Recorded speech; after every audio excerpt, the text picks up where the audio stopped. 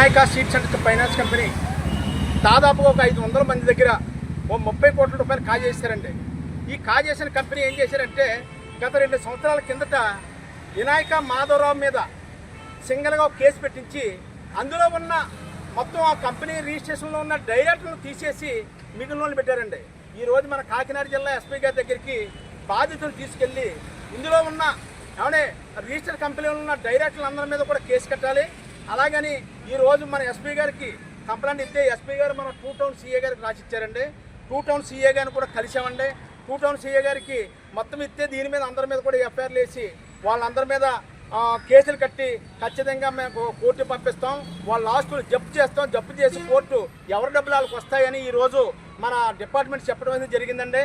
ఇందులో శంకర ప్రభాకర్ రావు గారు అండి. ఇందులో ఈ వినాయక సీడ్స్ అండ్ కంపెనీలో ఉన్న డైరెక్టర్లు శంకర ప్రభాకర్ రావు గారు, కొండపల్లి రామలక్ష్మి గారండి. ఈవిడ జంగారెడ్డిగూడెం అండి.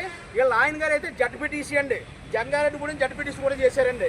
కాకి సరోజిని గారండి, పరదేశి శివకుమార్ గారండి, ఎస్ మాధవరావు గారండి. మాధవరావు గారు అల్లుడు కృష్ణ అండి. మాధవరావు గారు అల్లుడు అంటే కృష్ణ గారండి. మాధవరావు గారు కూతురే క్రాంతి గారండి. అలాగే మాధవరావు మేనల్డైన బాబీ గారండి.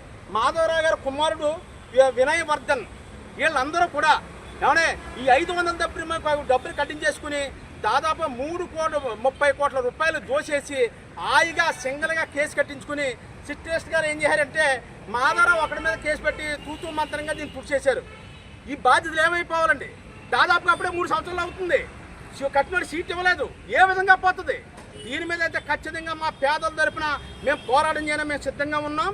ఈ 500 మందిని వేసుకుని త్వరలో మన రాష్ట్ర ఉప ముఖ్యమంత్రి అయిన కొందెల పవన్ కళ్యాణ్ గారు కూడా కలిసి దీని మీద ఒక కమిటీ వేసి వీళ్ళందరినీ కూడా అరెస్ట్ చేసి వాళ్ళ ఆస్తులను జప్తు చేసి వీళ్ళందరికీ డబ్బులు ఇప్పించే బాధ్యత వరకు కూడా చేయవలసిన బాధ్యత అందరి మీద ఉంది. అలాగే మన రాష్ట్ర ప్రభుత్వమే కాదు, మన పవన్ కళ్యాణ్ గారి మీద అయితే 100% న్యాయం ఉంది. ఆయన అయితేనే న్యాయం చేస్తాడు వీళ్ళకని త్వరలో ఆయన కూడా కలుస్తామని ఈరోజు మీడియా ద్వారా తెలియజేస్తున్నాం. సార్, నా పేరు పెద్దంజేటి వెంకటేశ్వరరావు, తెలుగు జనతా పార్టీ.